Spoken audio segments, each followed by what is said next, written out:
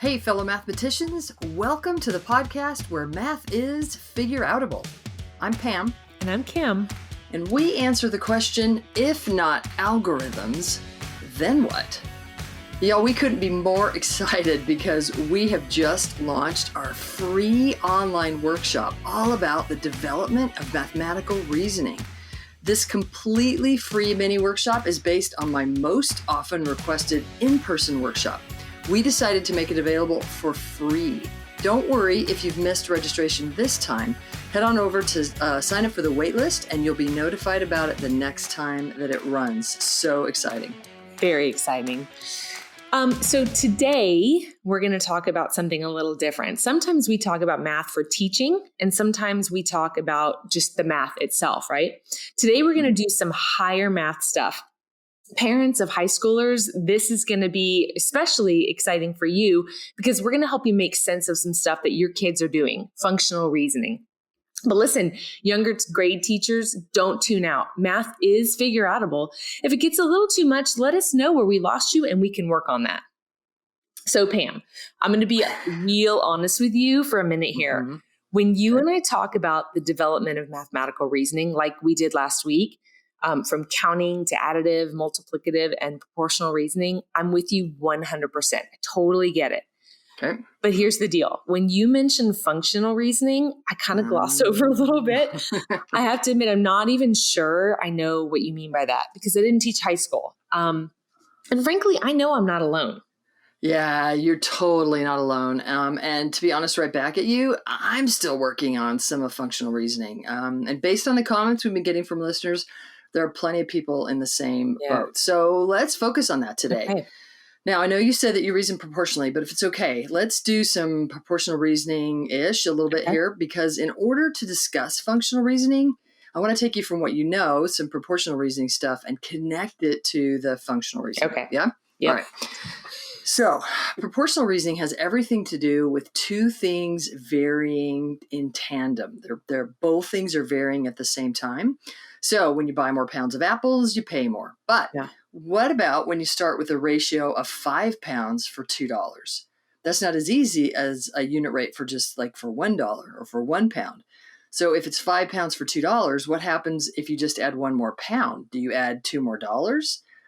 Well, no, because you can get 5 pounds for $2. Right. So 1 pound. Yeah. So thinking about those two things varying in tandem, 5 pounds for $2. What if you only want 1 pound? Or what if you have $3?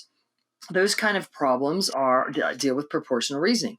What if you're trying to build a ramp and by ratio, the law is 1 to 12 or 1 to 20? Those are typical ratios out there. What does that even mean? So that means if it's the ratio of 1 to 20, that means for 1 inch of vertical rise, then you have to have 20 inches of horizontal length or run.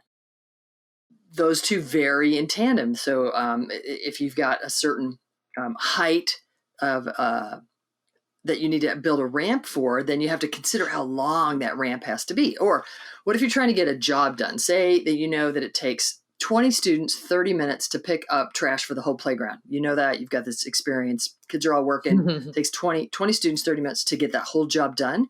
But today you've only got 15 students. How long is that going to take?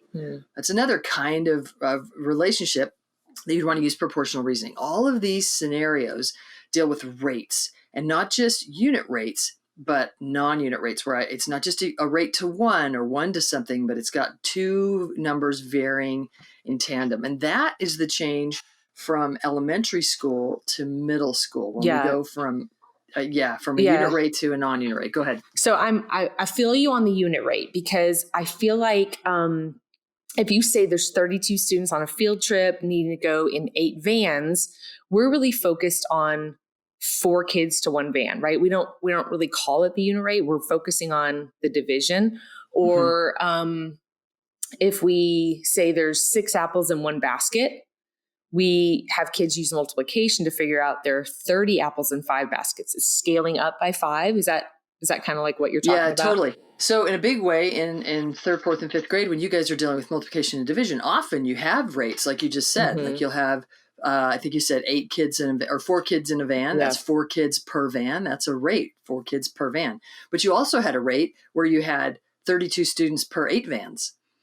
But you don't really think of it that way typically in elementary school. We're just sort of focused on, like you said, the multiplication or the division. So then when we move up to middle school, we're still focusing on multiplication division, but with these non-unit rates, it's a bit more complicated. So like 5 pounds for $2, 4 slices of pizza for $5. If you look at the tag on a bulk food order, when you go down the bulk food aisle and you stick a bunch of food in the bag, don't touch that stuff, right? Use the scoop. And then when you look at the tag after you've weighed it, you might have gotten 6.2 pounds for, I don't know, $10.20. That's a non-unit rate, 6.2 pounds for $10.20. Or maybe you drove 420 miles with a tank that holds like 16 gallons. How far could you drive if you only had 5 gallons of fuel? Those are all two things varying at the same time. That's complicated because there's a bunch of stuff happening simultaneously. So let me tell you a quick story. We actually have a family in our church, and he rides a scooter so he can get along. And in order for him to use that scooter effectively, he needs to be able to get it in and out of his house. And right now, there's no ramp for his house. So some guys in our church are getting together, and they're going to build a ramp. And so in order to do that, they had to look up the necessary dimensions for that ramp in order for them to make sure that they had enough of that horizontal run for that rise, because the rise is a given. We know how tall it is from the driveway up to the doorstep, and so they have to figure out now how they're going to build a long enough ramp for it to be accessible for his scooter. So that's all dealing with proportional reasoning. Those are proportional reasoning things. Yes. Okay, I'm with you on that, right? I did a ton of talking about proportional reasoning with my middle schooler this year. It feels like that's kind of in the land that he was living. And we had a lot of fun talking about that. But pretty sure soon he's going to get into content that I have not reasoned through yet. Right, because when you were in high school, I think we've talked about before a little bit, that's the point in your life where boys came along and you were like, math was fun. Now I'm just going to kind of memorize it and spit it out. And you had other things to do. Sure. So totally no, you're not alone there. So here's what I want to do. I'm going to sit back and just take some notes while you school me a little bit. You said there were 3 things that you're going to talk about today. Yeah. So today I'm going to talk about 3 ways of reasoning functionally. I'm going to talk about slope, specifically rate of change. We're going to talk about transformations. And then, lastly, we'll talk about rational functions. Okay, so you're going to talk about slope first. Let's go there. Okay, cool. So slope often is sort of pictured as kind of this physical thing. And I want it to be a little bit less of literally, we talked about ramps earlier, literally less about the slope of like the grade that you're driving on a road or the slope of stairs or even the slope of that ramp, though we could. But the more general case of that is rate of change. It's how something is changing over time. That's sort of the more general case. So interestingly, often we talk about slope as one number. And this is not a good thing. So when I was learning slope and I was beginning to teach high school math at first, I would say, that line has a slope of 2, or that line has a slope of 5. And we would talk about which one was steeper and everything. But I'll tell you a quick story. So Kim, you and I both know Garland Lincolnhoger. Yeah. She's a good friend of ours, an excellent mathematics teacher, educator. A long time ago, she and I were working together, and this is early in the day while I was still building my numeracy, and she was complaining about a meeting that she had just been in with some national people, and one of the mathematicians, or at least was supposed to be the mathematics expert in the panel, said something about the rate of change of a line being like 2 or 3 or something, and she was like, you can't talk about slope as one number. That's got to be 3 to 1. If the slope of that line is 3, no, it's 3 to 1. And it was kind of funny at that moment because I definitely used one number to describe the slope of a line before. And I kind of smiled and I said, you're making kind of a big deal of this. And she said, it's a huge deal. We must understand rate as, like I said earlier, as those two things varying in tandem. And so if it's not a rate of 3, it's a rate of 3 to 1. And that's going to help kids more than when we say, this slope is 1/2. 1/2, that's kind of like 1/2 to 1, but it's also 1 to 2. Yeah. Right, totally. And so slope, if we've got a really good sense of this proportional reasoning, it will just lean really well into this idea that slope is not, we shouldn't represent slope by one number, but we should also represent it as a rate, as a ratio of 2 things to each other. So I can see how my proportional reasoning will help me better understand slope when I consider that it's not just one number. Yeah, nice. Cool. Cool. Okay. So you said 3 things. Tell us about number 2. So number 2 is all about transformations. It used to be back in the day when I took high school math, we didn't even talk about transformations. And so I really applaud the fact that now we've got transformations helping us understand how we can think about parent functions and how those transformations just affect those parent functions, and we can think about the graphs of the functions as they change. However, if we're not really thinking functionally, one way we might look at transformations is we might look at a typical parent function like a quadratic function. For those of you that haven't looked at quadratic functions for a while, that's the one that looks kind of like a U. We might call it a parabola. So that parabola or that quadratic function kind of looks like a U. If I'm not thinking functionally, then I'm actually thinking of that as a static shape, like a U. Like I might think of it like a pipe cleaner that I've sort of put in the shape of a U, or even a fruit roll up or something where I've sort of got something that I can kind of put it in that shape and it sort of sits there.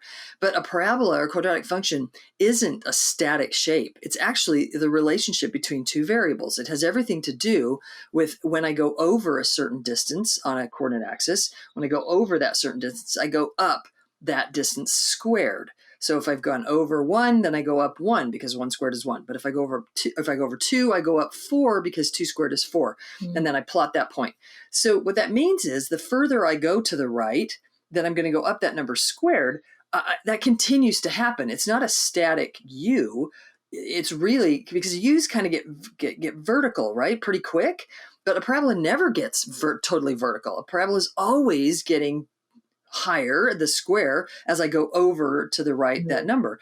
But it also then is to the left. As I go over to the left, then I square that number, and the number squared is positive. And so then I go up that. And that's why we sort of get this kind of U shape, but it's not, it doesn't turn vertical in the end like a U does. It continues to grow as we go either to the right or to the left. So a first way is to understand the parent functions correctly, that they're not these static shapes that we can just sort of move around. They are, in fact, relationships between two variables.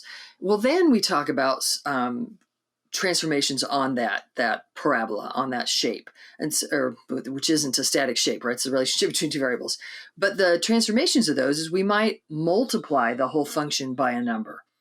Here's a way that you can know if you kind of have a limited functional version, if you have a limited view of functions, functional understanding, is if you think about when I do something like 2x squared or 3x squared or 5x squared, if you think about that as the parabola getting skinnier, that's a bit of a limited view. That's an incorrect, it's not a functional view of what's happening with the parabola. What's actually happening if I take a parabola like x squared and I multiply it by 3, what actually happens is as I go out, now when I go over 1, I don't go up 1 anymore. Now when I go over 1, I go up 3 times that amount.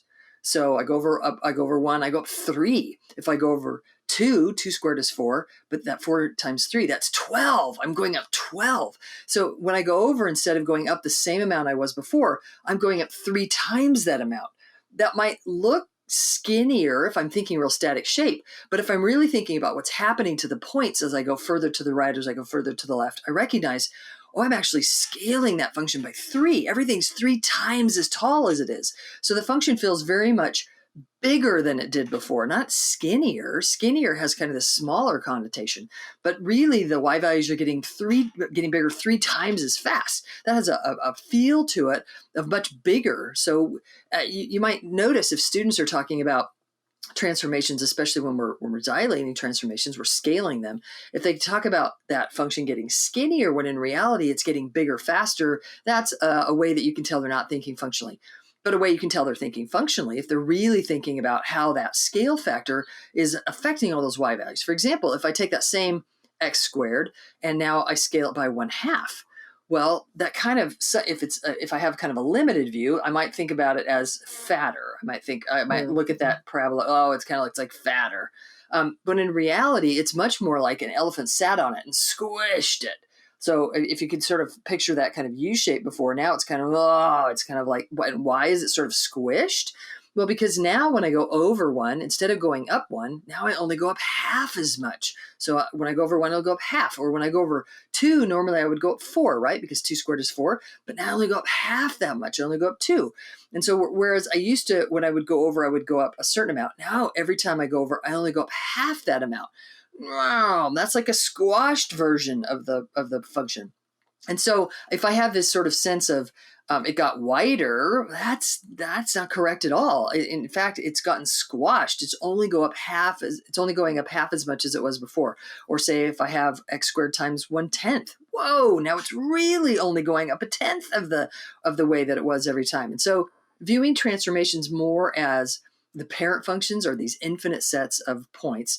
And when I transform them, I really have to think about what's happening sort of point by point and then accurately describing what's going on. So I know I'm doing this all in the air. It's really hard to do. I hope you're getting sort of a sense of what I'm talking about. Sure. And it sounds like you can almost hear the difference between a student who's thinking functionally based on how they're describing what's happening to the parent function. Yeah, absolutely. It's a great way of putting it. Yeah. Cool. Okay, so we talked about slope a little bit and talked about transformations. You said there was one more thing that you want to talk about. You bet. And so, y'all, this is going to be the one that's going to be the hardest for me to describe, not using visuals, but I'm going to do my best. So a rational function is something that is a thing divided by a thing. So like a rational number is like 3/4, 3 divided by 4. Sometimes you might use positional language to describe what it looks like, 3 over 4. But that's not really mathematical, but we might have x squared plus 1 over x cubed minus 1. That's an example of a rational function, is what it would sort of look like if I wrote it. But you'll notice that if I have that division bar, x squared plus 1 divided by x cubed minus 1, that division bar really is like a way of talking about ratios. So I could also talk about rational functions as x squared plus 1, the ratio of x squared plus 1 to the ratio of x cubed minus 1. So it's if I'm thinking functionally, I'm not thinking over, I'm thinking about the ratio of those two polynomials. So a rational function is the ratio of two polynomials. So you can tell if a student or a teacher's thinking functionally about how they describe the way they're thinking about rational functions. So for example, if a student says x squared plus 1 over x cubed minus 1, that's kind of thinking like I'm just describing what the x's look like. I'm not really thinking about the fact that it's a ratio of those two polynomials. But also, it's a ratio of two polynomials. So now I'm going to bring in what I know functionally about polynomials. If I know functionally that polynomials have these long-run behaviors, then I know something about the long-run behavior of x squared, and I know something about the long-run behavior of x cubed. Then I can use my proportional reasoning to bring in the ratio, and I can think about the ratio of those long-run behaviors. So that's why I have to have proportional reasoning to know that I'm dealing with a ratio, and then I have to have functional reasoning to know that I'm dealing with long-run behaviors of polynomials, and then I think about the ratio of those long-run behaviors to think about the long-run behavior of a rational function. All right, so that probably was a little bit much for anybody who hasn't thought about polynomials and long-run behaviors and functional. Well, but that's for okay. For you high school teachers out there, I hope you can sort of picture, if you know something about the long-run behaviors of polynomials, then you should be able to use what you know about ratios to think about the ratios of those long-run behaviors to inform the long-run behavior of the rational. Let me finish with one more thing. Also, those polynomials have short-run behaviors. What's happening in the short run, like right around 0 usually. Well, I can use what I know about the short-run behavior of those polynomials to also help me think about the short-run behavior of the rational function. And you know that rational functions have this funky behavior. Kim, you probably remember from high school where we had these asymptotes and things were like going like, they were sort of sucking up to these vertical asymptotes. All of that vertical asymptote and the removable discontinuity behavior that's happening in a rational function is all based on the short-run behavior of the polynomials, because that's the short-run behavior of the rational function. So I'm not going to go on too much more about that, but that is a way that you can sort of understand what I'm talking about with functional understanding, functional reasoning in high school math. You know, and I'm sitting here thinking about how it's really clear to me that the stronger of a proportional reasoner you are, the better you're going to be able to make sense of functional reasoning, because you're able to relate so much of it to that type of reasoning. I have written so many notes. And frankly, I wish that I had you for my high school math teacher, because while they were really nice and explained well, I don't know, were tapping into what I made sense of already. So listen, I'm going to ask you to expect some phone calls when my kid gets to high school, because we're going to need some more talking. Absolutely. I'm there for you. And listeners, lest you think that those phone calls that Kim's talking about are going to be like whole tutoring sessions. Actually, often when Kim will call and say, hey, my kid's working on something, I can just sort of say, oh, that connects to this thing that you know, and bam, they're off and running. So it's not like I have to sit down and do, teach the whole semester or anything, because both Kim and her son Luke are so well versed in all of the kinds of reasoning up to where they are. I can just sort of connect it back to the way they've been thinking and reasoning about something, and they can, fly with sort of a new topic. Okay, y'all, I know that was really up in the air. We didn't have any visuals to sort of help with all that. So we'd love some feedback on that. Let us know where I sort of lost you, and maybe where I can do some blog posts, or maybe a video blog where we can do a lot more visualizing, and we can use some visual models so that we can make that thinking more visible. Don't worry if you didn't pick up on all that stuff. We believe that math concepts are developed. And so really, if how do I say this? Since math concepts are developed, then I don't think I should be able to just tell you some stuff over the radio and that you should own it like deeply and completely. If you're coming from, maybe you're still an additive reasoner, then yeah, maybe I gave you some sort of a sense of what functional reasoning means. But in reality, we would want you to build your additive reasoning so that then you can build your multiplicative reasoning, so that then you can build your proportional reasoning, and then come back and listen to this podcast, this episode one more time. And then the functional reasoning stuff should make a whole lot more sense. Because math is figure outable, not just telling. It's not just that I can tell you, unzip your head and pour stuff in, but we actually believe math is figure outable, that we have to figure it out. We have to dive in and experience it using relationships, connections. It's not enough to just tell. Okay, so today we talked about functional reasoning on the development of mathematical reasoning. Absolutely. And if you want to learn more, check out Pam's website, mathisfigureoutable.com. We would love it if you would join us on Wednesdays on your favorite social media for Math Strat Chat. And if you like the podcast and would like to give us a review, that would be so fantastic. All right, so if you're interested to learn more math and you want to help students develop as mathematicians, then the Math is Figure Outable podcast is for you, because math is figure outable.